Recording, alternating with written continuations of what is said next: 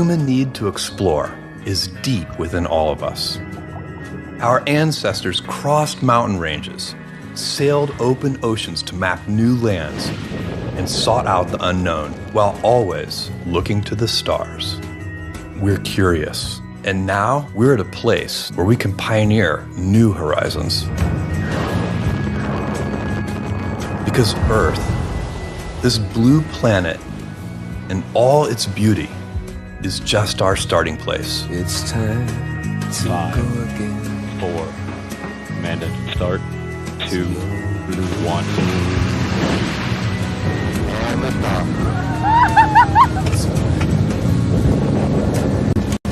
Oh yeah, look at her go. 5,000 feet and climbing.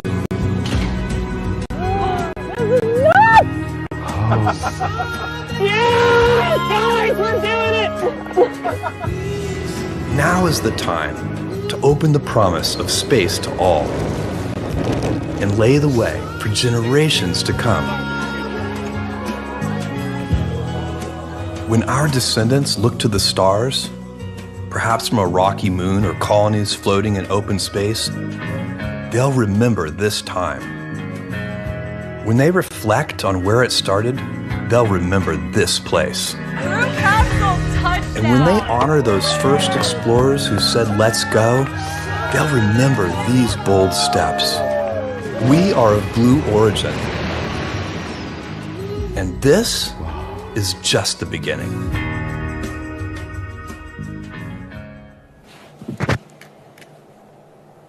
Good morning, everyone, and welcome to New Shepard's 7th human flight.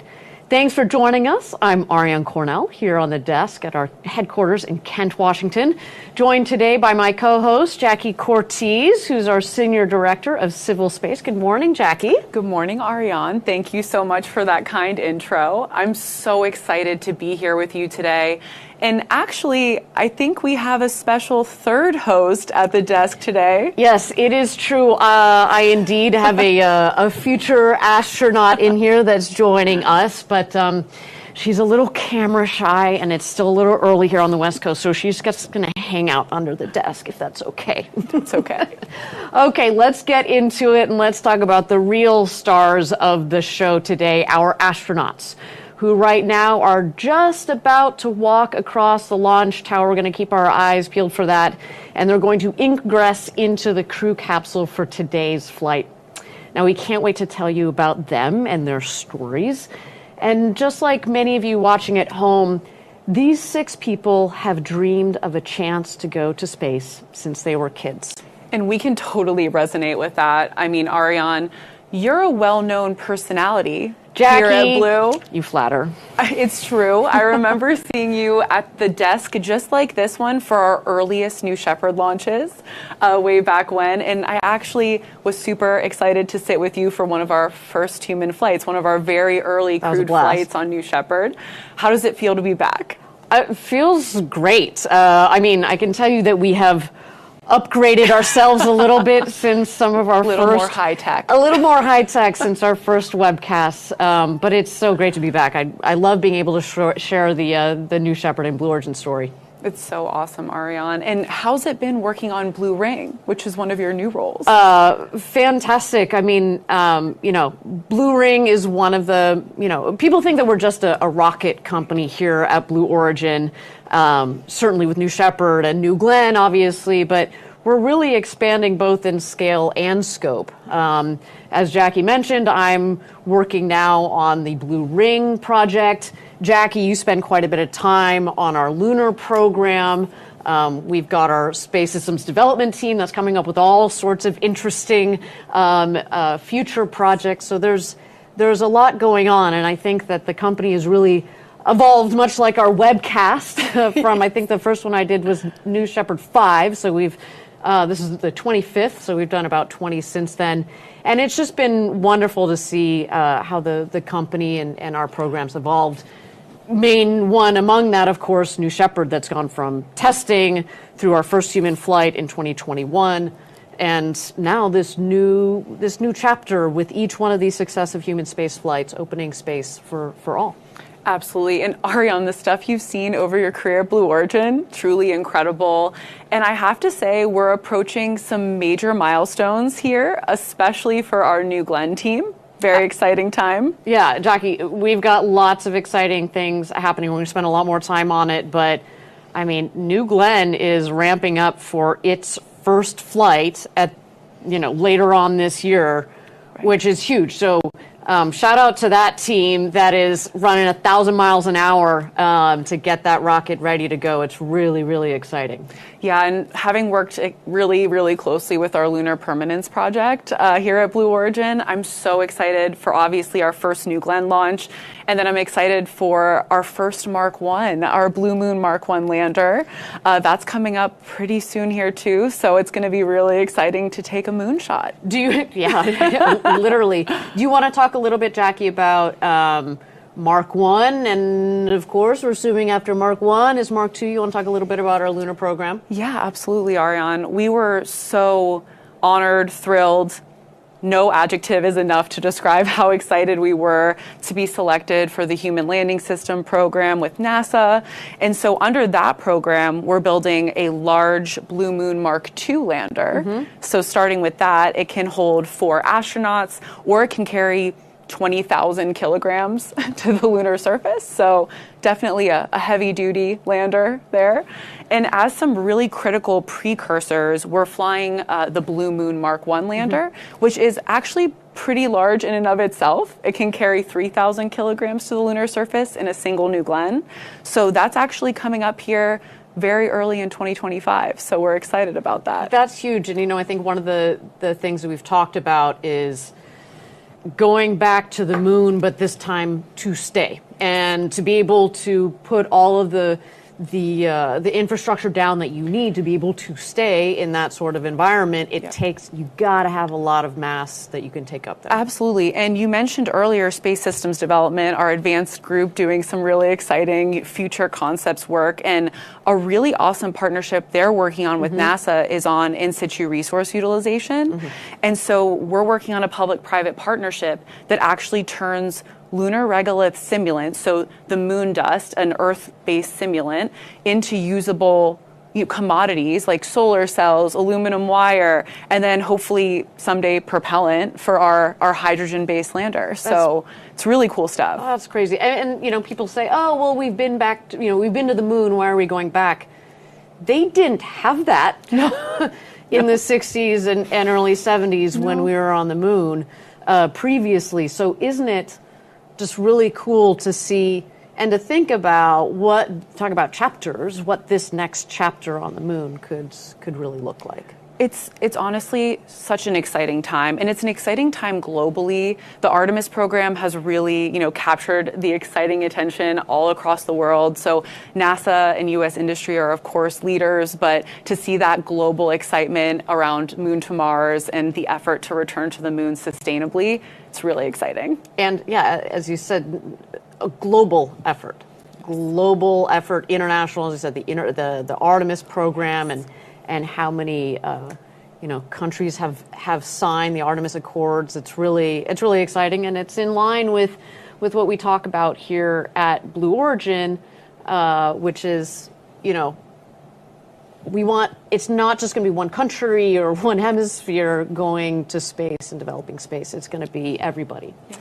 Okay, well, we're at T-minus 33 minutes to go until launch, and I understand that we have our astronauts that are crossing the launch tower. You see they go from what is basically the emergency shelter. You can see an orange windsock at the top of the emergency shelter on the left-hand tower, and they will cross the bridge to get to the crew access tower, and from there they will walk across the gantry and into the capsule itself.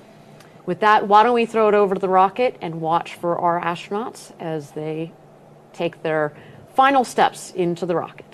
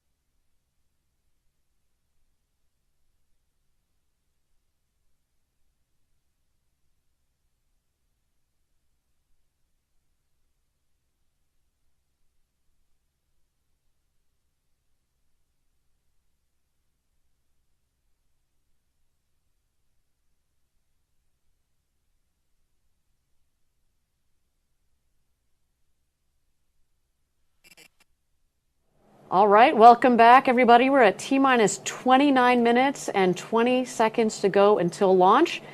I understand we're about to go into communications checks with our capsule communicator, also known as Capcom. Let's turn it over to them.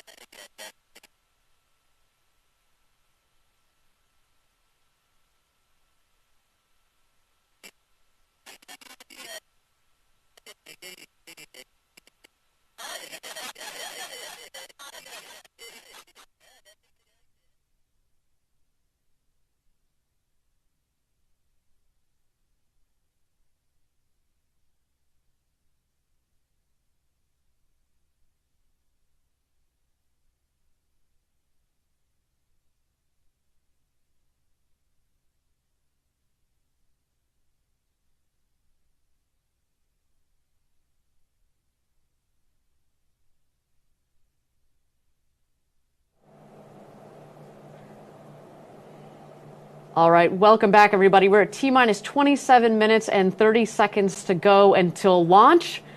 We didn't get the clearest of audio there, but that's okay. I understand that the most important bit is the comms between our Capcom and the capsule seem to have gone well. But let's talk, Jackie, just a moment about actually who's on board. We saw a couple of them getting into the capsule here. So we have Ken Hess, who is a software engineer and founder of Family Tree Maker. We've got Carol Schaller, retired CPA and adventurer. We've got Mason Angel, a venture capital investor. There they are. Ooh, looking sharp. Very snazzy in those blue flight suits. That's right. It's a beautiful shot of them. We've got Sylvain Chiron, a French entrepreneur, and of course, bienvenue to all of our audience members in France.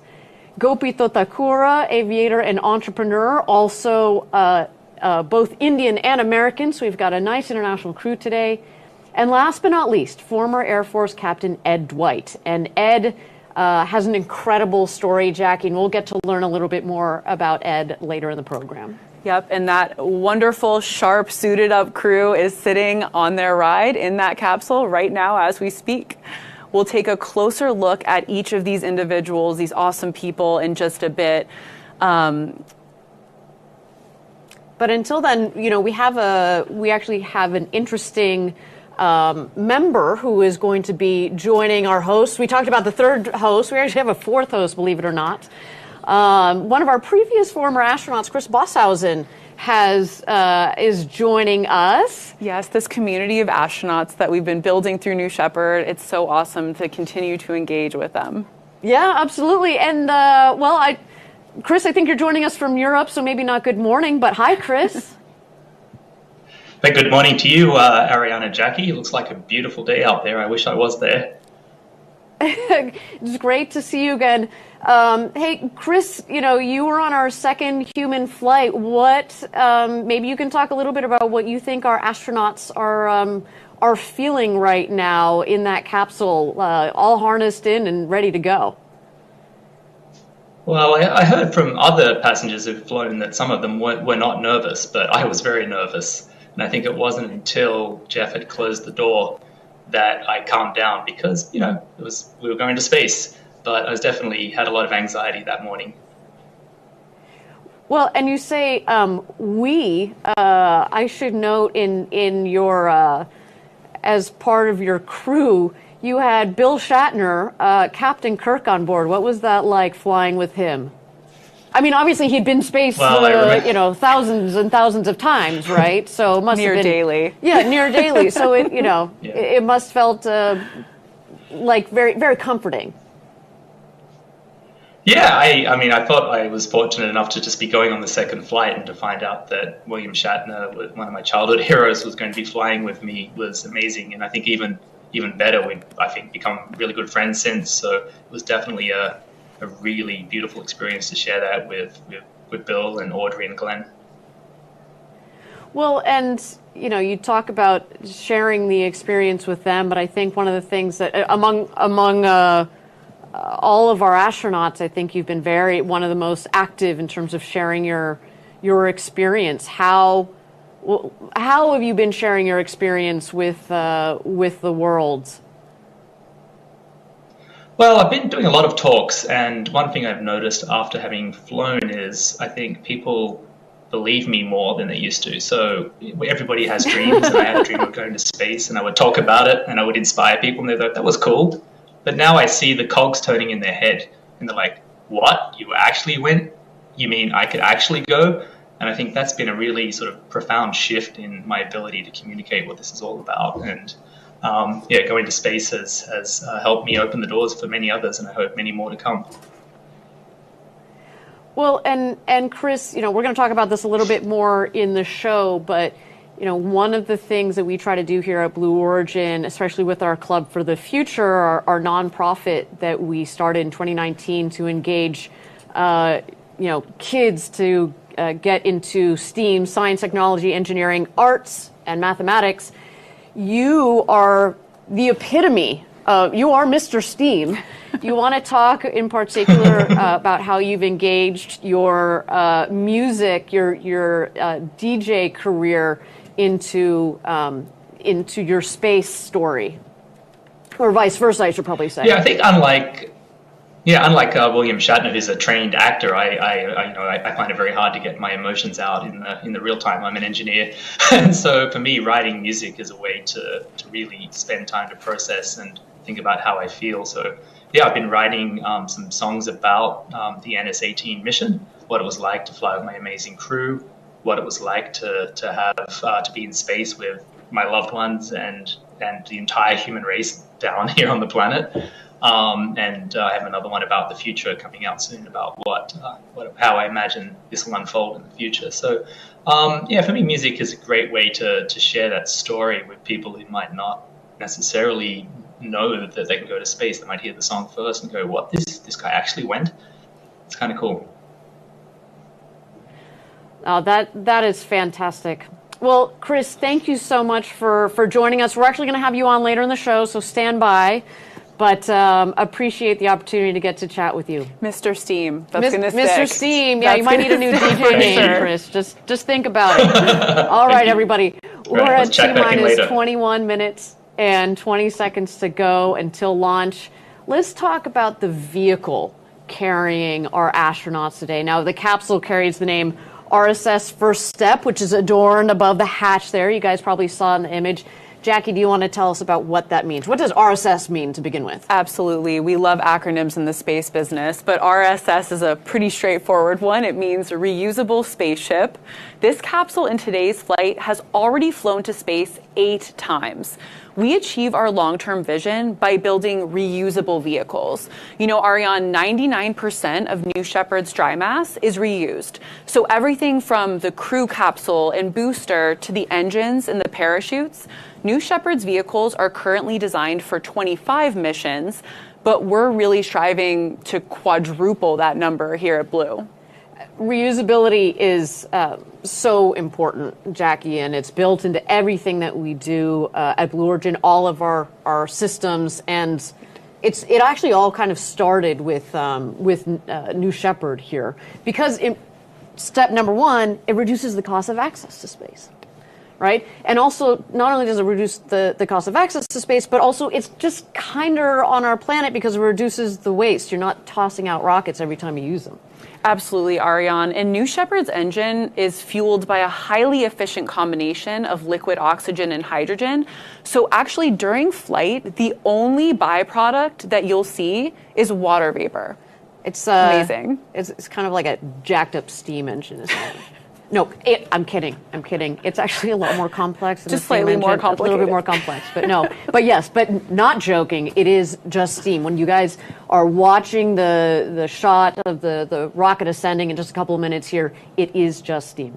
Okay, we're at T-minus 19 minutes and 20 seconds to go until launch. New Shepard, as you can see here, is on the pad and awaiting launch. Everything is go so far. Now, if you're just joining us, this is the 25th flight of New Shepard and the 7th overall human flight. Now, continuing the tradition of past crews, I'll say that today our crew made their own postcards. And the postcard program is something that comes from our Club for the Future, as we just mentioned a little bit earlier, our nonprofit that's meant to inspire kids to get into space. And so we have kids draw on postcards what they think the future of space will look like, and then we fly them to space, mark them, send to space, and send them back to the kids. And as you can see here, our astronauts made their own, and those postcards will also fly to space. How inspiring. That's right, Ariane. And the reason we fly postcards is because we want to make space more accessible to students. We want to see kids around the world reach for those STEAM careers, that science, technology, engineering, arts, and math. That's really, a core mission of Club for the Future. And Club recently launched a new online way for students to draw digital postcards and send their art to space on New Shepard. Now, that is something I wish I could have done when I was little, sending art to space. I will say, not just for the kids. I've made many a digital postcard, Ariane. I've got a couple of them. But seriously, though, Jackie, I think it's really important what we're doing here. I mean, I remember a space project that I did when I was in 5th grade and when I was 10, and I can draw a direct line from that project to me sitting here today having, working at Blue Origin. I think it's so important. Absolutely. The work Club is doing is amazing. And they're now also one of 4 founding member organizations in an exciting public-private partnership called Space for All. The goal is to call on students everywhere to reach for a career in STEAM, no matter who they are or where they're from. Space for All is inviting young people from literally anywhere to reach higher, dream bigger, and take that next step into a future space career. Check out their website to get involved. It's really awesome stuff. Yeah, the club is doing some wonderful work, and it'll be great to see the engagement with these other organizations. Okay, we're at T-minus 16 minutes and 45 seconds to go until launch. Now, I also want to bring our audience up to speed on things that are happening down in Florida at our other launch site, Rocket Park, which is on Florida's Space Coast, where we're getting ready. It's getting really exciting down there. We're going to be launching soon, later this year, our new vehicle, New Glenn. Jack, you want to tell us a little bit more about New Glenn? That's right, Ariane. New Glenn is coming soon. New Shepard is designed for suborbital space tourism, and New Glenn will be a big, very big next step for Blue. It's an orbital vehicle powered by a reusable first stage booster that launches from Cape Canaveral in Florida. So very recently, as you see here on your screen, we rolled out New Glenn onto the launch pad for the very first time.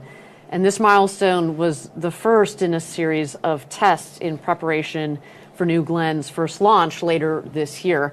And this allowed our teams to test flight hardware and ground software and practice launch operations, which, Jackie, I mean, people talk about obviously the design of the rocket, et cetera.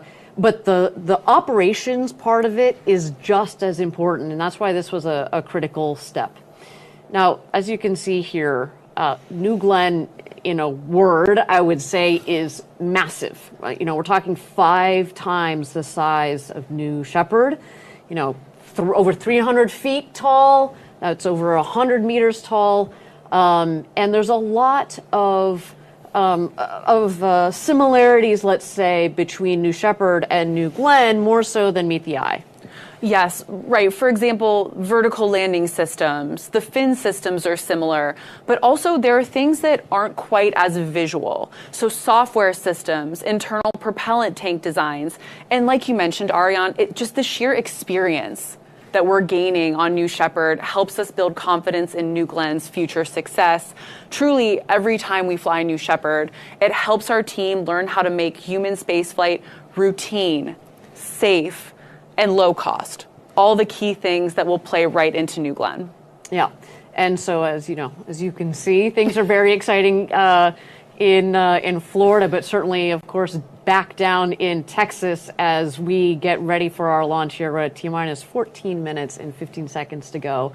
Now, the mission control team is continuing to go through their final checkouts today. And I don't know about you, Jackie, but I'm starting to feel that pre-launch hype going on here. The goosebumps are happening, the pre-launch jitters. I'm so excited for today's crew. I've said this before, there is nothing like a rocket and a countdown clock to get you a little amped up.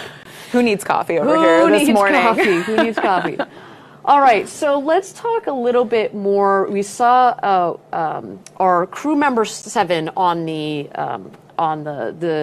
feed a little bit earlier. That was Barrett. We also have a second crew member 7, Laura Stiles.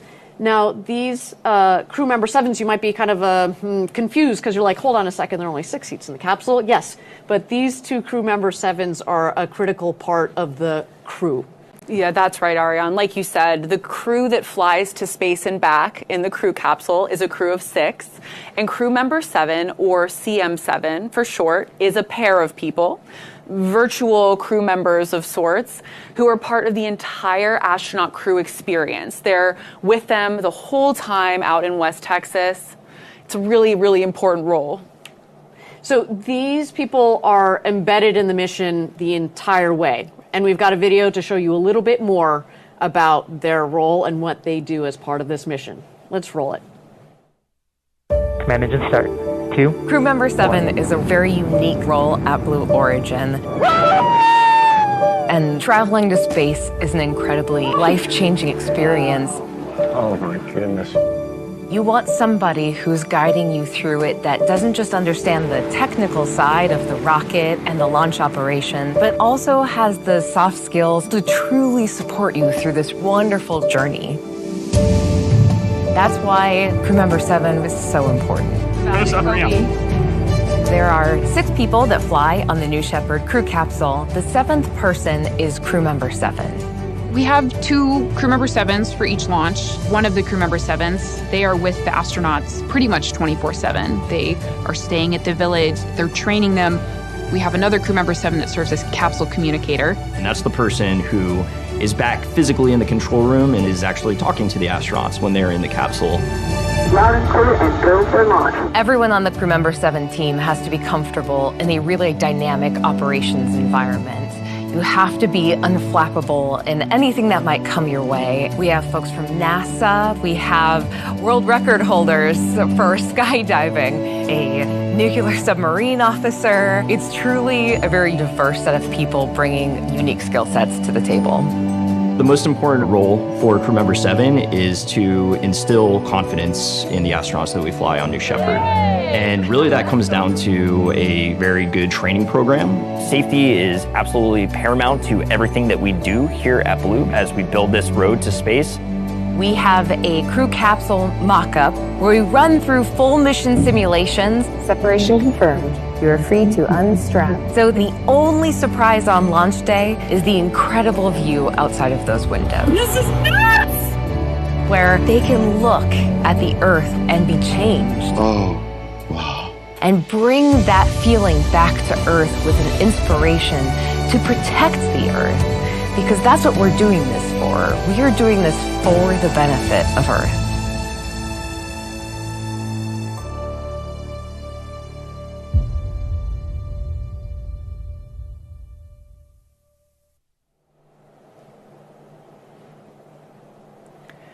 I think it's safe to say the crew member 7s have a pretty cool role here at Blue Origin. They have an awesome role. I love what I do at Blue, but I do get a little jealous of them sometimes. But no, they are incredible, and they have this really interesting mix, as you've seen, of the really technical side of it, but also some of the soft skills that are necessary. Okay, we're at T-minus 10 minutes to go until launch.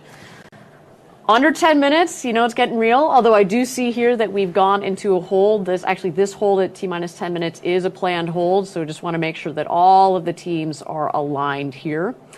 But while we've got a little bit of time, why don't we talk about the flight profile that New Shepard is going to follow in just a few minutes. 7, 6. New Shepard's mission 5, begins when the 4, countdown clock reaches 0. 2, 1, 0. At this point, the engine will start and the rocket will lift off of the pad. It will continue under the boost phase for about 2.5 minutes until main engine cutoff. 20 seconds later, the crew capsule will separate from the booster and the astronauts will unharness and enjoy 0G. Guys, we're doing it! The crew capsule will continue past the Kármán line to an ultimate apogee of 350,000 feet, or 100 kilometers.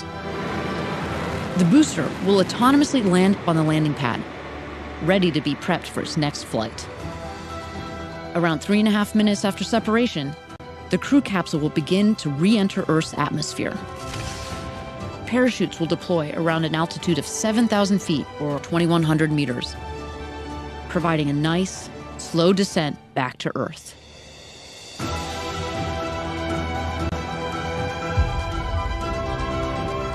After landing, astronauts exit the capsule and are greeted by the Blue Origin ground crew, family, and friends to celebrate and reflect on their flight.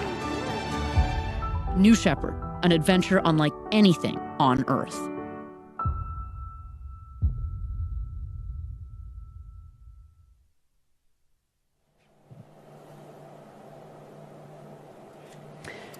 All of that, everything you just saw in that exciting video, that's about to happen in real time in just a few moments here this morning. In just a few moments, but again, we are in a hold, sitting here at T-minus 10 minutes. Again, just want to make sure that our teams are getting aligned here. We've said it before, you know, we've spent years designing the rocket, we spend months designing the mission, and so if we get to launch day and we need a couple more minutes, that is totally fine. So with that, why don't we turn it over to the rocket and watch as she gets ready for her flight to space today.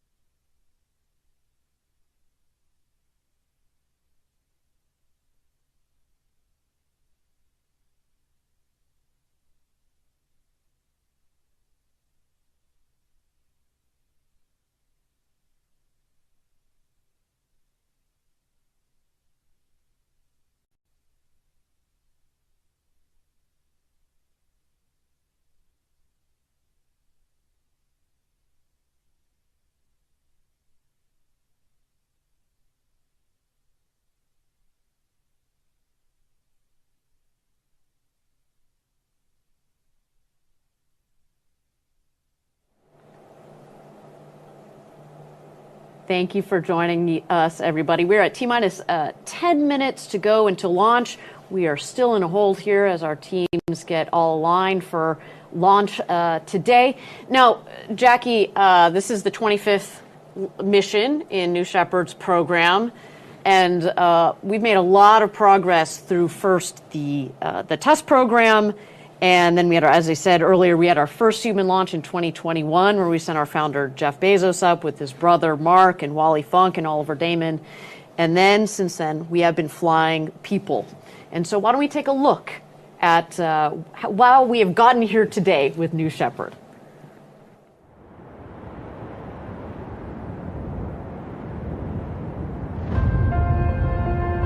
I think that historians will look back at the early 21st century as a really important time in the expansion of humanity into the solar system.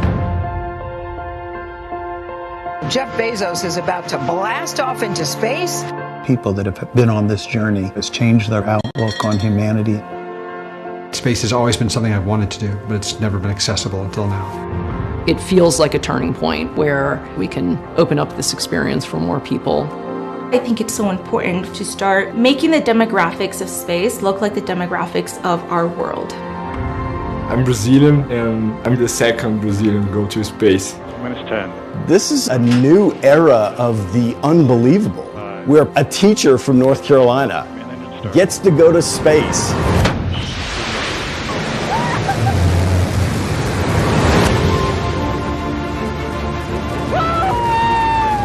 It was amazing. The energy, the feel, everything about it. There is Miko, main engine cutoff. Look at that view. Yes, guys, we're doing it! Looking out the window and seeing the black sky and the curvature of the earth. Holy. I don't think I've ever seen anything like it. And the windows are huge. Absolutely huge. Weightlessness, looking down and like pretty cool. I love every second of it. Woo! We went to space! Everybody talks about it, but until you see it, you don't really know. What you have given me is the most profound experience I can imagine. It's just a dream come true. I want to do this my entire life. It's almost like an out-of-body experience to see the Earth from that perspective and understand how small of a part we are of something so large.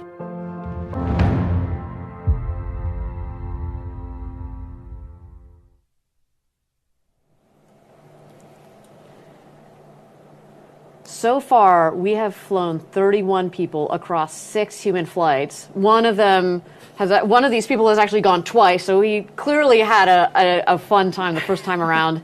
And today's flight will bring us up to 37 people. Now, all told, that's about 5% of the people who have ever flown above the Kármán line, which is 100 kilometers up, or of course the internationally recognized line of space. And I think what's really cool to stop and recognize, Jackie, is that, you know, we've done this in fewer than 3 years, and think about how many decades it took us as a global humankind to get the first 95%. So it just gives you a little bit of perspective on what New Shepard has done so far. I should also say, captured in that 31 people is also 9%, so almost 10% of all women that have flown to space have gone by way of New Shepard. Now, it's not just those numbers, and I've touched upon this a little bit earlier too. This is an international program. Today we have Sylvain Chiron from France. That's the first person from France to fly with us. Not the first French person to ever go up into space, but the first person to fly with New Shepard. Gopi Totakura, who is a dual citizen of the US, but also of India.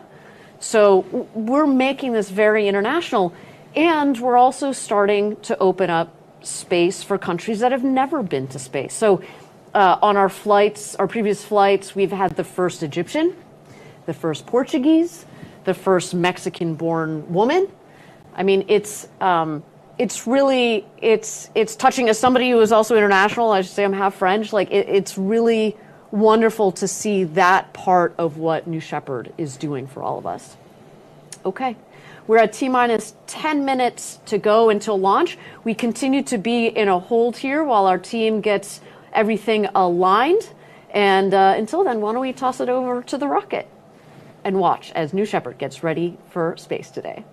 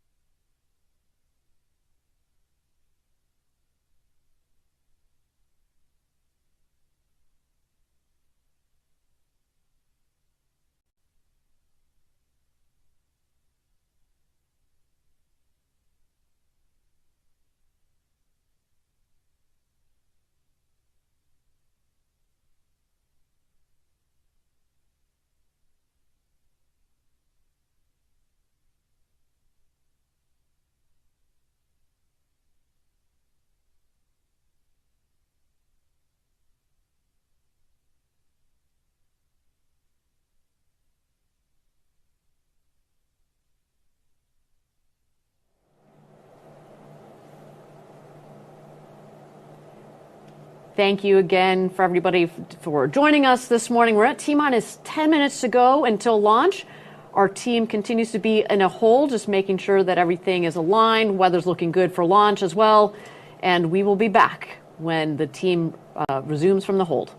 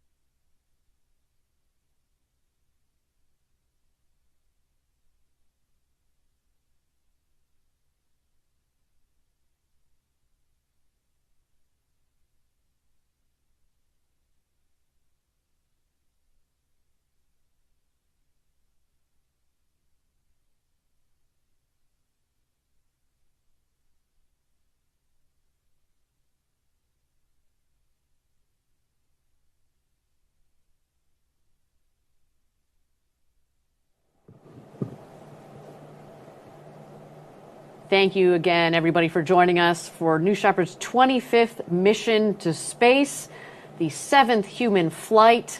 Now, we are in a hold. We continue to be in a hold. My understanding, though, is that we have gone escape-enabled, which means that the escape system in the crew capsule is ready to go if need be. The other thing that I should note is that we expect to clear this hold shortly here, and shortly following the clearance of the hold, we will go into the go, no go poll. And that, Jackie, is when things get real before our flight here. So with T-minus 10 minutes to go until launch, why don't we throw it back to the rocket and wait just a moment as we get ready for the go, no go poll.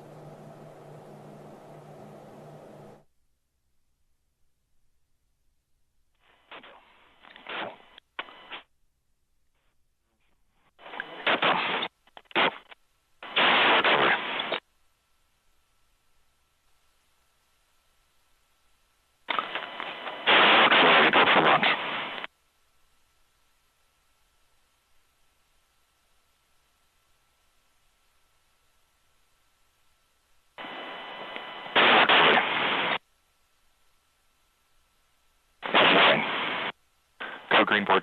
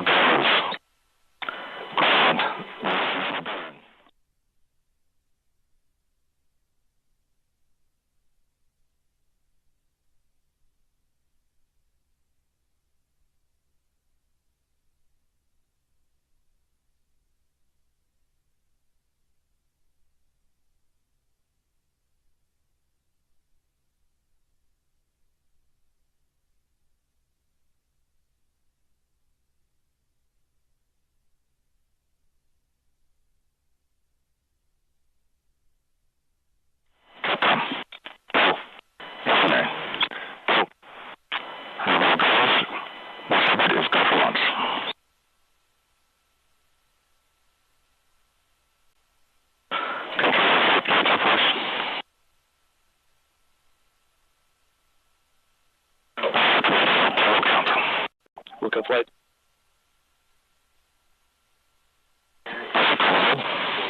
I'm cleared.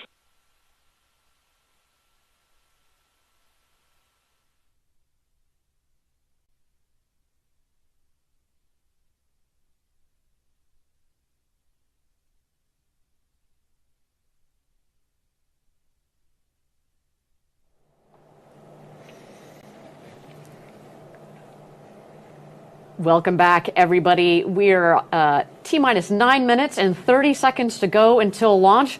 Now, while a little scratchy there, what we did here is indeed we are go for launch on New Shepard's 25th mission to space and our 7th human mission to space. Well, and now that we're go for launch, which, by the way, never gets old to hear, why don't we go ahead and meet today's crew? Jackie, take it away. Let's do it, Ariane. In seat number 1 is Ken Hess, a software engineer and entrepreneur with a lifelong passion for flight. In 2001, Ken started the nonprofit Science Buddies, a K-12 program created to improve STEAM literacy. And flight is just in Ken's blood. This is really cool, Ariane. Back in 1922, Ken's great-uncle Franklin stepped into the literal future when he flew a Curtiss Model F flying boat. You heard that right, flying boat. That is cool. And like his uncle, Ken will be a pioneer in his own right today, helping to open up the frontier of space. In seat 2, we have Carol Schaller, a retired CPA from the best state in the United States, Pennsylvania. You're a little biased, I think. I think that's what we're reading. Just a little. In 2017, Carol's doctor told her that she would likely go blind. And since then, she's made it her mission to see the whole world. And she has. She's covered 25 countries. She's been to Mount Everest Base Camp. She's trekked the Uganda forest. She's seen mountain gorillas, camped on the Antarctic plains at 20 below zero. Clearly, nothing is holding Carol back. She told us that seeing Earth from space will fulfill her lifelong dream. Now, next we have Sylvain Chiron on seat number 3. Sylvain is the founder of Brasserie Mont Blanc, one of the largest craft breweries in France. And he was born in the French Alps, grew up skiing in his backyard, but importantly is connected to today. He earned his pilot's license at age 16 and has been flying airplanes ever since. So aerospace is certainly in this man's blood. In seat number 4, we have Ed Dwight. Ed was selected as the nation's first black astronaut candidate in 1961 after completing the elite U.S. Air Force flight training program, known at the time as a pathway to the astronaut corps. Now, Ed left the military in 1966, unfortunately not having gone to space at that point, but he became an entrepreneur and ultimately he fulfilled his other childhood dream of becoming an artist. And now we have had the great pleasure of sitting down with Ed in his studio earlier this year. Let's check it out. So let's walk this way into the studio. There's a group of people who know me as Ed Dwight, the artist. And they had no idea that I was involved in anything about space. I was going to be the first black astronaut. I completed astronaut training. Everything that we did, I did, and I did it well. And if politics had changed, I would have gone to space in some kind of capacity. Everybody has this thing about how angry I must have been, how disappointed I must have been. As I look at it philosophically, my role in the whole process was to open up a conversation about blacks in space. And so I served a purpose, and I was very, very proud of it. I started out with this art career about 45 years ago, and I had never sculpted before in my life.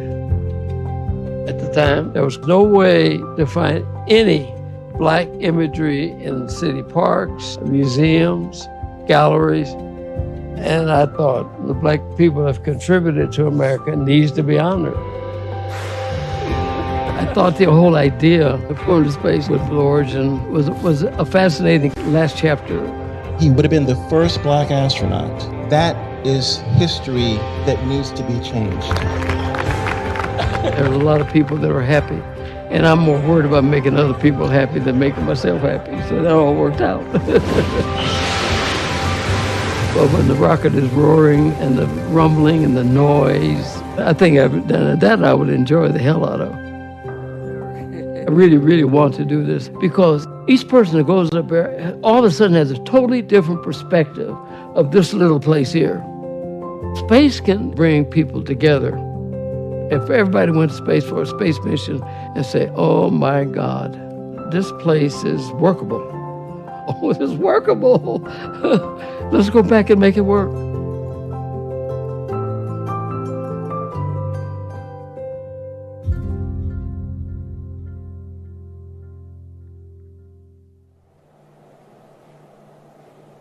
I have to agree with Ed there. Earth is very workable. It's a workable paradise. Now, it's an honor to fly Ed on board today. It truly is. And next, in seat number 5, we have Gopi Thotakura. Gopi is co-founder of Preserve Life Corps, a global center for holistic wellness and applied health. He's a lifelong pilot and aviator. And fun fact for you, Ariane, Gopi learned how to fly before he learned to drive a car. That's really impressive. Yeah, and I don't even like driving, so I am extra impressed here. And Gopi flies jets, bush planes, aerobatics, seaplanes, you name it, and he flies it. It's pretty amazing. I love it. Now, last but not least is Mason Angel in seat number 6. Mason is the founder of Industrious Ventures, a VC fund supporting early stage companies. And Mason calls Colorado home, where you might find him skiing or hiking in the Rockies with his dog, who is named Leo. And yes, Jackie, that does stand for low Earth orbit. So in case it wasn't clear, we've got a couple of aerospace nerds on board. They fit right in here at Blue Origin. Yeah, when you have a dog named Leo, it's a You're certified space nerd. It's a sign. It's official. And with Mason, that rounds out our crew today. 6 incredible people that are all ready to have the ride of their life on New Shepard. Now, ride of their life indeed is coming up here in just 2 minutes and 45 seconds to go until launch. Now, Jackie, at 2 minutes is when we go into our bit checks, our built-in tests. But just as importantly, more importantly, the rocket goes into its autonomous mode. So at that point, mission control is there, but they turn the show over to the rocket. So what we're going to be looking for there, the aft fins. So you see a couple of the fins sticking out there at the base of the rocket. Those are going to move back and forth. We want to make sure they have a full range of motion. We will then also keep an eye out for the BE-3 engine at the base of the rocket to gimbal. So the BE-3 engine, there's one of those at the base of the rocket, liquid hydrogen, liquid oxygen, propelling New Shepard today. And as you mentioned earlier in the show, as we see the rocket lift off, what is expelled is just steam. So people have asked, well, how clean is this rocket? We expel steam as it goes up into space, which is just to wrap into this whole idea of, millions of people living and working in space for the benefit of Earth. We want to make sure that we are not contributing negatively. So, of course, that's a wonderful part of New Shepard. So with that, we're going to keep an eye out here for the last-minute checks on the vehicle. We do see that the gantry has been retracted, which means it is showtime. There you go. At the base of the rocket, you see the fins moving back and forth. There are 4 of those fins, 1 on each quadrant. And at this angle, unfortunately, we're not going to be able to see the BE-3 engine gimbaling back and forth, but the gimbal of the engine plus those fins are what direct the rocket both on ascent, but obviously the rocket, because it comes back to land, also upon descent to make sure it ends up right on its landing pad 2 miles north of where it's taken off from.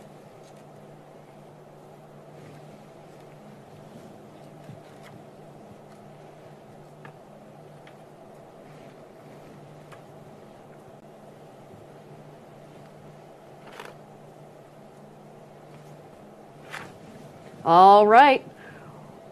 Final countdown. Let's turn it over to mission control. Let's light this candle. 8, 7, 6, 5, 4. Command engine start. 2, 1, 0. Ignition. Start.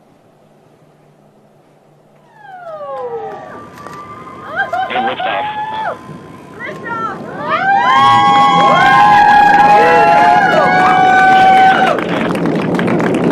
New Shepard has cleared the tower. The rocket and our astronauts are heading up to space. Now you can follow along on the bottom left of your screen. The altimeter on the left. Excuse me, altimeter on the right and the speedometer on the left.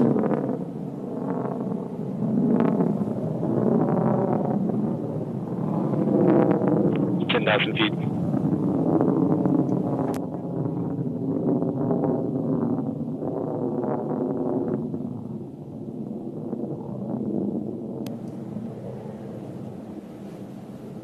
All right, as we go through this flight, there are a couple of milestones here. The first one will be max Q. That's when the dynamic pressures are the highest on the vehicle.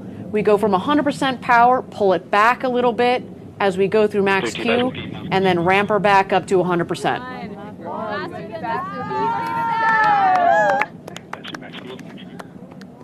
Okay, maximum pressure.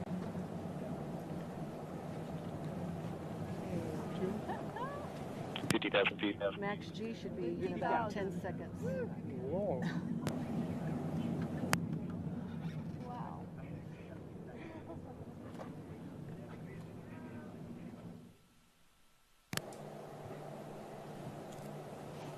Max Q has been confirmed. Again, thank you everybody for joining us for New Shepard's 25th mission to space.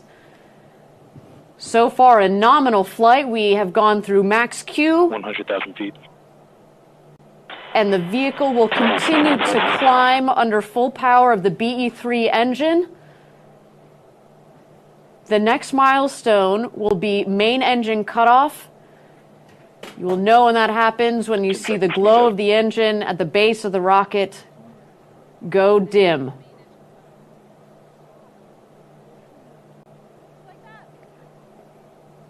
Miko. There we go. Main engine cutoff confirmed. Passing 200,000 feet. Now, with the main engine cut off, with the BE-3 engine turned off, the vehicle continues to climb up towards its apogee, but as you will see on the left side, the speedometer will come down, and once that speedometer hits 0, that's when you know exactly that the vehicle has hit apogee, its highest altitude in the flight of the vehicle. Now, I understand that separation of the capsule from the booster has been confirmed. And 0G has started for our astronauts. Shortly here, we're going to let them unbuckle and enjoy the beauty of floating around in 0G, but of course, the spectacular views out of those windows. And I'll say that having passed over 330,000 feet, they are over the Kármán line, so welcome to space, astronauts.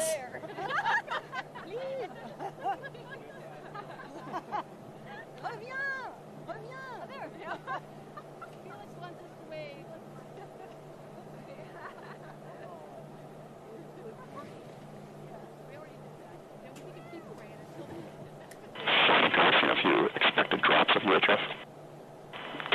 And there we go.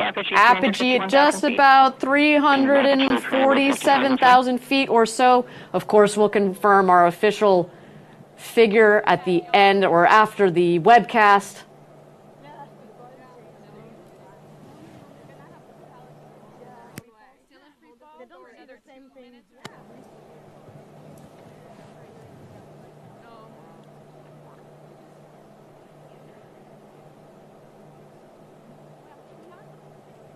At this point, our astronauts are still enjoying that beautiful 0G up in their capsule. All 6 crew just officially became astronauts. So exciting. Now, thank you again for joining us for the 25th mission of New Shepard, our 7th human flight. And I'll just acknowledge that the milestone figure on the left is a little bit out of sync, but that's okay. Follow along with me through this flight. I got you covered.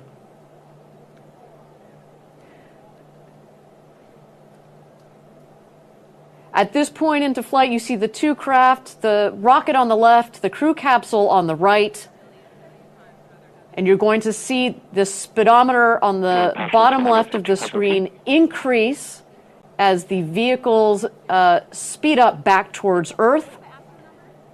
The rocket is going to beat the capsule back down to the ground. It is more aerodynamically shaped. And once it hits atmosphere, we've got a multitude of aerodynamic surfaces that are going to guide it back to its landing pad just 2 miles north of the launch pad. And then just a little bit afterwards, we have the crew capsule, which will also come back down into that West Texas Valley for a nice soft landing. Launch pad is safe to pass, but not for approach. 50 copies.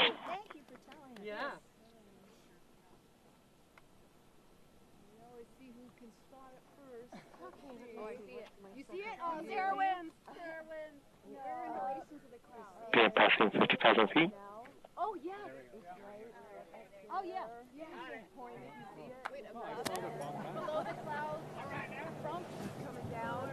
Oh, yeah. Very low before it. Oh, there it is. There it is. All right, you see the booster that is headed down. You see the drag fins, the drag brakes that have just deployed. Those cut the speed of the booster in half. Also at the top of the rocket there, you see the forward fins. They kind of look like pie slices, one on each quadrant. That helps keep the vehicle stable. And there we go, BE-3 engine relight.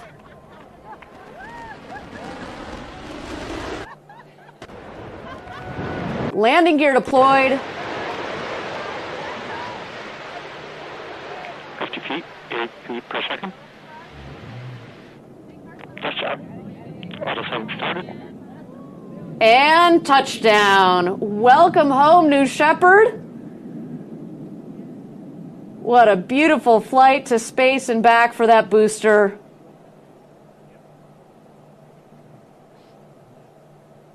Man, it feels good to be flying again, Jackie. Taking our astronauts to space and back. It is, I mean, every day is a good day at the rocket factory, but flying people never gets old. And I love that West Texas desert dust that gets kicked up, and it's, once it clears, a landed booster. It's like a magic trick. It's exactly, ooh, poof, booster just arrived. Yeah, it definitely adds to the drama of a landing a rocket from space. And, you know, as we say, landing the rocket is just really one of the proudest moments because it shows the incredible engineering. It isn't magic. It is not magic, Jackie. The engineering that has gone into building, designing, testing, flying, but bringing this rocket home from space, ready to be reused. You see, very quickly thereafter, the forward fins come back in, the drag brakes come back in. You look like you just fuel her up and launch her from there and get ready to go again. But the show is not over. The crew capsule has deployed its guide parachutes and its mains. Everything looking nominal on today's flight.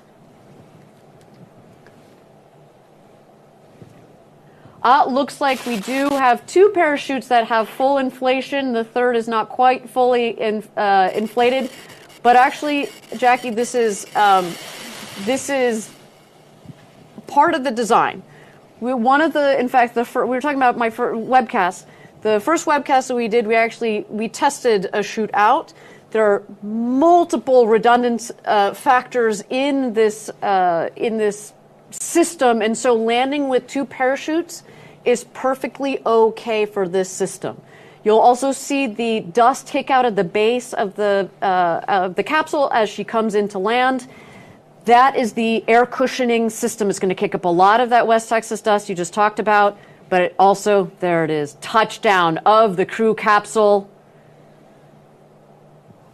A beautiful flight for our rocket, for our crew capsule, for our 6 new astronauts, Mason, Sylvain, Ken, Carol, Gopi, and Ed. You are officially astronauts. Welcome home, everybody. Now, our team has started operations to safely recover our astronauts from the crew capsule. We send out our safety crew as soon as we have visual connection with the crew capsule coming back from space.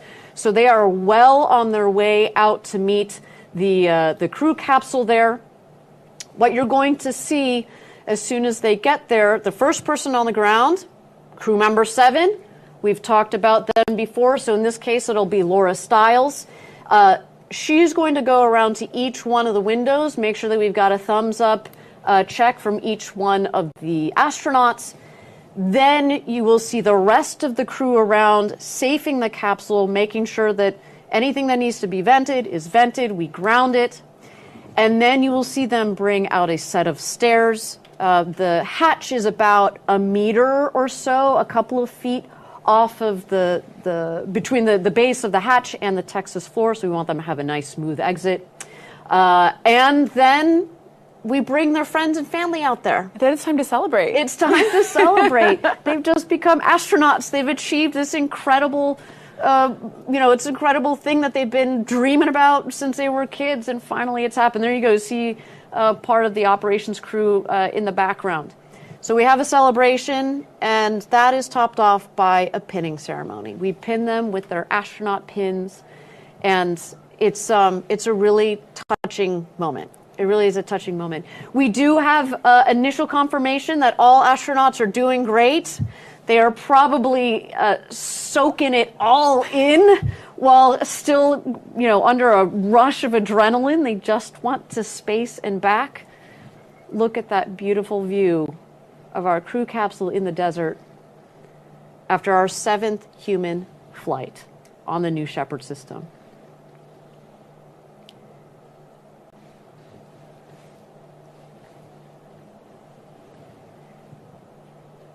Now, Jack, you see the crew capsule there and the parachutes that have fallen not far from the capsule itself.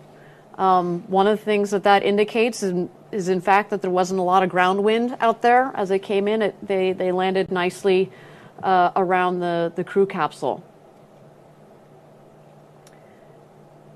And what we just saw there was our drone footage, and then of course here our long-range camera.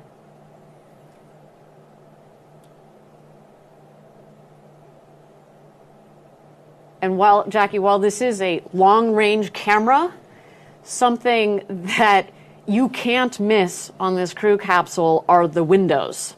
So 6 seats, 6 windows, all like the entire surface area, a third of it is windows. So that also includes the base. So when you think about it, it actually feels like even more than a third of the capsules is windows. And we've heard from some of our previous astronauts when they're up there, you're like, oh, you're just so, in awe of the view coming in from your own window. But when you turn back around to look at your crewmates, all you see is window because your brain just connects all those windows together. It almost feels like you're just looking out of one continuous window.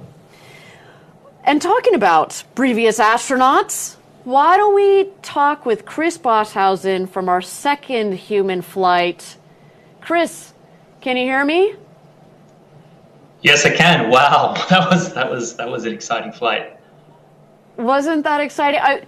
I mean, what? Give me an idea. Again, you were on our 2nd human flight. What is it like when you've gone up to space, you've come back down, and you're waiting in the crew capsule?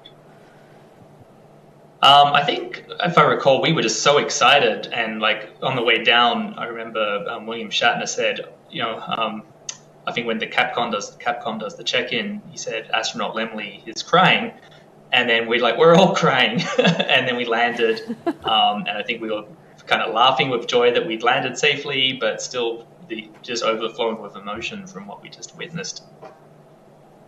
Well, and yeah, talking about overflowing of emotion, I think one of the most extraordinary parts from your flight was precisely seeing William Shatner as he came out of the capsule, and he was just overwhelmed. And how fortunate are we to have captured a poet, a songwriter?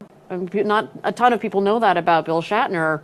Put into words in the moment what he was feeling. It was extraordinary. Now, Chris, tell me, we just talked about this one moment when you're in the capsule, but tell me about your experience from training through what we're seeing here. What were some of the highlights? I think probably the training was a lot of fun because we didn't really know each other before we showed up, and even before we flew, we really felt like a family. And I think one of the cool parts about the training is, as a crew, deciding how we're going to use our time. And we decided that, the thing you can't get on Earth or on a zero gravity flight is the view. And so we made a commitment as a team that we would all enjoy the view. I broke my own commitment because I did 2 somersaults the second I got out of my chair. But that view is just captivating. Do I also remember that you might have brought a little Lego man with you? I did, yeah. I carried up a few little keepsakes as sort of tributes to my influences. And one of the key ones was a little yellow Lego astronaut. And, ever since I was probably age 4, I've been building spacecraft out of Legos. So I really wanted to carry this up there for the inner child in me and everyone out there, no matter their age, to just keep playing and exploring.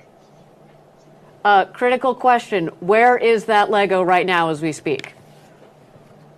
He is sitting on my desk at home. He's very happy. Yeah, he is His also legs are an getting a bit astronaut. loose because I actually pick him up every day. Yeah, and he's an astronaut, right? I suppose there were five on our crew.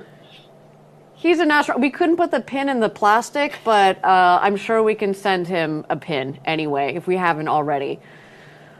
All right, Chris, just a second here. I want to comment on what's going on. So if you're just joining us, we have just had a successful 25th mission of New Shepard, the 7th human space flight for our New Shepard program. That makes 37 astronauts in total that we have taken up to space and back. What you see here is our safety team that is safing the vehicle, making sure, again, that everything that needs to vent has been vented, making sure that our astronauts are all right, although I have heard already that everybody is a thumbs up and had a great flight to space and back. What you will see coming up shortly here is they will put a set of stairs just outside the hatch for a nice, comfortable egress of the crew capsule. And then, of course, we are also removing the parachutes so they're not, so they're disconnected from the capsule itself. Now, Chris, back to you. So you talked a little bit about your experience. Do you have a highlight from? I know this is a hard question. One highlight from the flight itself. Yeah, I think it's hard to choose, but there's so many really interesting things. But I think the most profound one was when I stopped looking at the Earth and then went out to look at the blackness of space. I felt almost like a tractor beam attracting me and luring me to go further. I almost feel like it was an explorer's gene that switched on, and a voice in my head said, "Keep going." And that, I'd always wondered how I'd feel as a space advocate having flown. Would I feel like I'd finished my life's mission and I had nothing left to do? But I actually came back more motivated than ever to keep going out into space. Well, Chris, you are an entrepreneur. You helped start the company Planet, which puts, small satellites, Earth observation satellites into space. Before that, you were executive director of Space Generation, trained in aerospace engineering. What was it like putting all of those pieces together and then going to space? You have to speak on behalf of a lot of us that have wanted to go to space and are in the space industry, but may or may not get that opportunity. Yeah, I think many years ago when I was a kid, I had pivotal insight that a lot of organizations that have space in their name or talk about space don't actually have things in space, which is sort of the impetus for me to become an engineer and ultimately start, co-found Planet Labs, to actually build stuff and put things in space. So my life goal has always been to make space travel as easy as catching a bus. And I felt to lend credibility to that, I had to put my money where my mouth is and actually try out this thing that I talked about my whole life. So in a way, it was a very grounding and affirming thing for me to do. Now, obviously this experience has touched you greatly. I love that quote about how you looked up at the darkness of space and it almost was drawing you like, oh, no, there's more to go. We have to go further. Yeah. How have you, in the last couple of years since you've flown, what have you done to tell your story, to talk about these experiences and share them with the rest of the world? Besides, of course, joining us on our webcast. So thanks for that, by the way. Yeah, no, thank you. Thanks for having me back. I think the thing that I'm most excited about is to send more people to space. So I actually just joined the board for Space for Humanity. And in the spirit of what I was just saying, they're one of the few space foundations that has actually sent people to space. They've already sent, I think now officially 3 citizen astronauts because they helped sponsor Ed's flight today. And also, by the way, Mason Angel is also a vision board member at Space for Humanity. So I think for me, like being able to push on that frontier to get more and more people to share this experience, to help talk about why it's important, and to add more energy and momentum, I think that's really fantastic. And that's something that I'm, just be able to send more people up to space is a really privileged thing to be able to do. Well, and I should add, yes, thank you for highlighting that Space for Humanity helped sponsor Ed Dwight's seat today, but also the Jamie and Jason Robinson Foundation.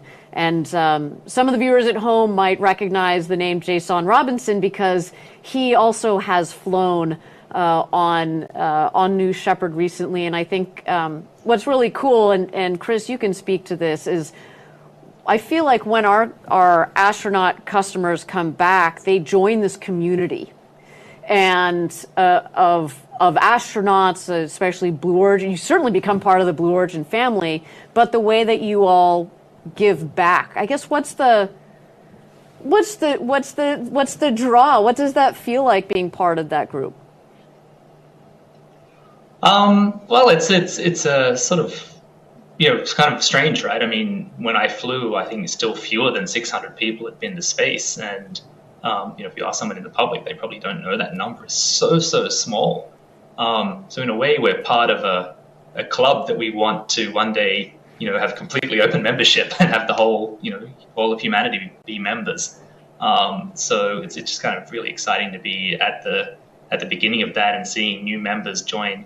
I had a chance to run into some astronauts from some of the other missions from other companies, and they feel the same, and we share this bond of being part of, a group of human beings that have shared a very intimate and unusual experience.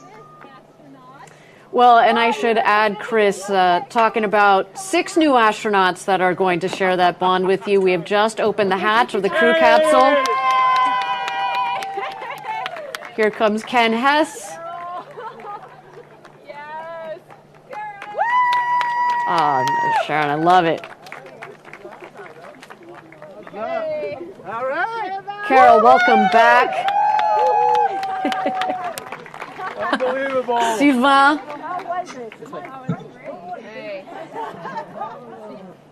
And here exits Ed Dwight. This gentleman has waited a long time to go to space.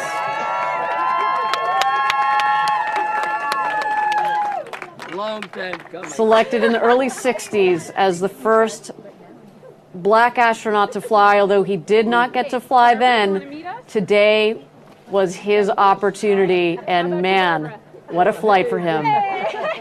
Finally, an official astronaut. I'm ready.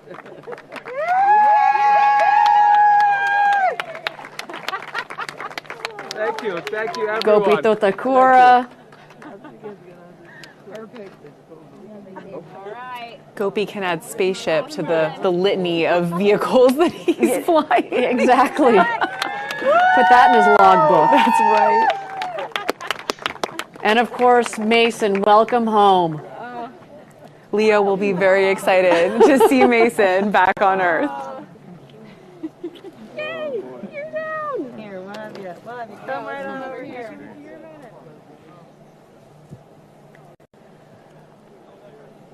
There's crew member 7, Laura Stiles,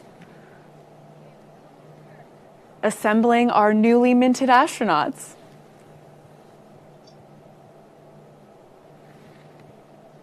Overwhelmed.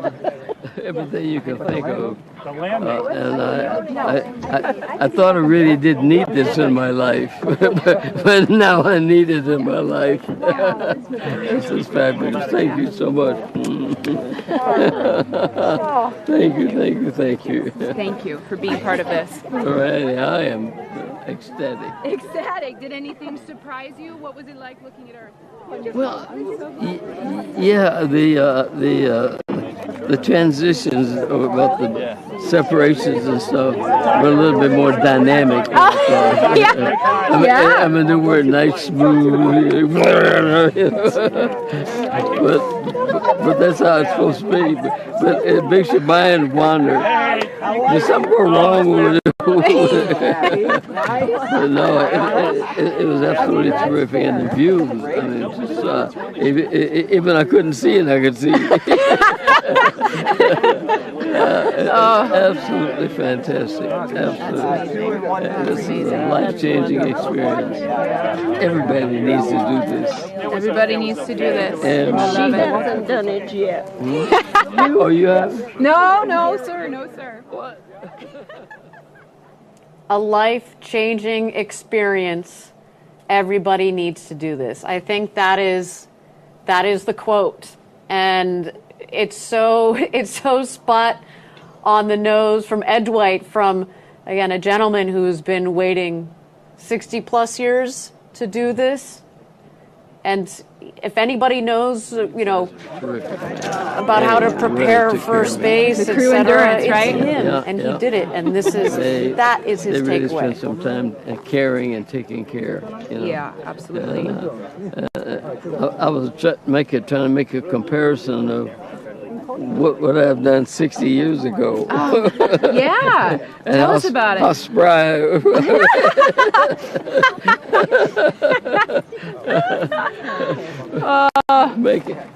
Back in the day, making the world happen. But this is just absolutely fabulous, And I thought I didn't need it in my life, That's right. That's what you said this morning. Yeah. You've been thinking for 60 years, I don't need it.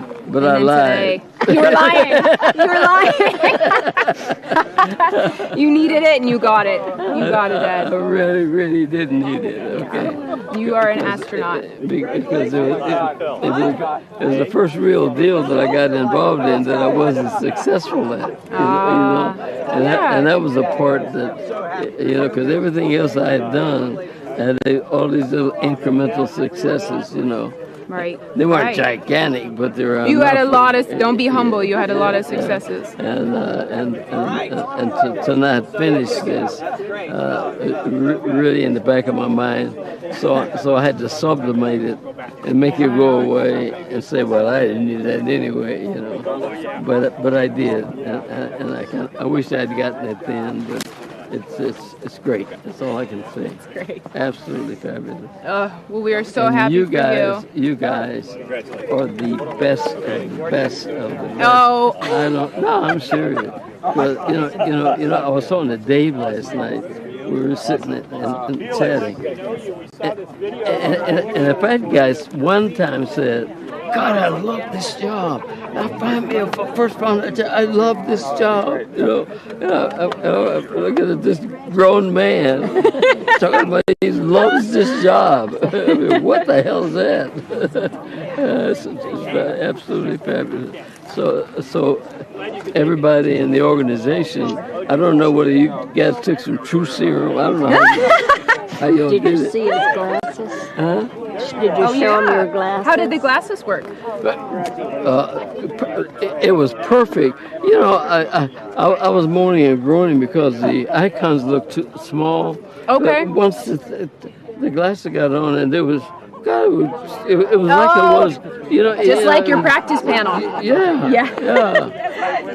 All the other times I saw it, I mean, I couldn't even see it. It was so tiny. And I was wondering why they made it so tiny on the simulator. Right. But the size of it and the real deal is just there, Good. which is absolutely terrific. So that's wonderful. So it was worth the $4,000. Yeah. We are so happy for you. So happy for you. Can we get you? I think you heard it right there, Jackie and Chris. What an extraordinary day for all of us here at Blue Origin, but especially for our 6 newest astronauts. We were just listening to Ed Dwight. Ed, as we mentioned, was selected back in the 60s to become the first black astronaut. Unfortunately, didn't get to fly back in the day, but we were able to fulfill his dream. And, you could tell that he had kind of talked himself out of it. Like, I didn't need this in my life. I didn't need this in my life. And then you heard him say right now, oh, wait, yeah, no, actually I did. No, this is actually as cool and as life-changing and as touching as I thought it was going to be. I think the and training so just makes it a breeze. extraordinary I think I was in another sim session. I was not, and it's thanks to you and everybody at Blue Origin. It's amazing. It really is. Thank you. Thank Tell you. me more about the view. Woo! As I pull your glasses off, tell me more. It's not like movies. It's really not. You have to see it with your eyes to really, really, really take it in. And I looked at it for the first time when we were asked that separation happened. Yeah. I got a glance of it, but then when you start to look at it, I started to look at it, and then my legs went up. I was like, I don't want to leave it. I want to go back to it. I want to go back to What it. did Victor tell you? It's look outside. Look outside. Look outside. But I can't tell you what it is to just look outside. And it's not the curvature. That's why as soon as I came out, I told Phil and Dave, and I said, Daddy's going, and everybody else should go to space. What do you think? Are you ready? Are you about ready? One is good. One is good. No, but everybody I'll should take go. your word for it. And I think it happens very quick. The 5Gs, you feel every second of it. Oh yeah, you feel every second of it. You'll see me doing some things in there, but you'll feel it. But everything else apart, it was good to see us from the other side. And that's what I started with, right? It's good to see us from the other side. And what you guys have designed and done here, I think every person standing on this planet should go and witness it to really understand what it is, because I can't describe it to you, and I won't. You should go up there and see it. But yeah. Thanks everyone. Thank you so much. Thank you for bringing him back safe. Yes. Oh, all right. Oh, here we go. Hello, sir. Hello, thank you so much. Wow. All Oh right. my gosh. That was Welcome incredible. back. Yeah, I'm not back yet quite. Yeah, well, it might take. What an incredible day for all of us, and especially our crew on board. Mason Angel, Sylvain Chiron, Ken Hess, Carol Schaller, Gopi Totakura, and Ed Dwight. It was an absolute honor to fly you to space and back today with Blue Origin. And if you would like to follow in the pioneering footsteps of these astronauts and purchase your own seat on a future ride to space, please visit blueorigin.com and click Fly to Space. Your own journey to visit the Kármán line is closer than you think. Yeah, absolutely, Jackie. And if you're not, don't quite want to buy a ticket yet, you can start with a mission patch. Dip your toe with a mission patch. Dip your toe with a mission patch. It's the gateway. This is our mission patch from today. You probably saw that on the flight suits of our astronauts. You too can buy one of these mission patches to add to your collection, or find some other cool Blue Origin gear at our Blue Origin shop. That is a sweet looking patch. There are some Easter eggs in there. Jackie, do you want to tell us a little bit about what's going on? Yeah, that's right, Ariane. The NS-25 patch features the Gemini spacecraft, which represents Ed Dwight's aerospace training era. And the hand lifting the crew capsule is a nod to his really unique and amazing artwork. The sunrise represents Mason Angel and Carol Schaller's desire to experience the overview effect. The mountains symbolize Carol Schaller, Gopi Thotakura, and Sylvain Chiron's passion for climbing and skiing. The leaf design on the crew capsule is a nod to Ken Hess and the family heritage software he developed. The patch is a really cool one, and it incorporates all of our astronauts in a really special way from today's flight. Now, if you would like to join our team and help build the road to space, we have hundreds of positions open across all of our facilities, including machinists and programmers from Florida to LA to Alabama to up here in Kent, Washington. Go to our website, check it out, blueorigin.com/careers. Yeah, come work with Ariane and I. Come work with the two of us. All right, everybody, my name is Ariane Cornell. For Jackie Cortez, a special thank you to Chris Bosshausen. To all of you for joining us from around the world. Until our next launch, Gradatum Ferociter. Have you ever dreamed of going to space and gazing back on Earth through some of the largest windows that have ever flown in space? We certainly have. T-minus 10, 9. A once-in-a-lifetime journey is closer than you think. It's your time to join the new generation of astronauts.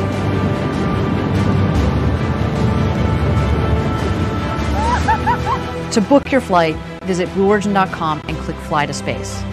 Tell us as much as you can about yourself. We welcome you to the final frontier.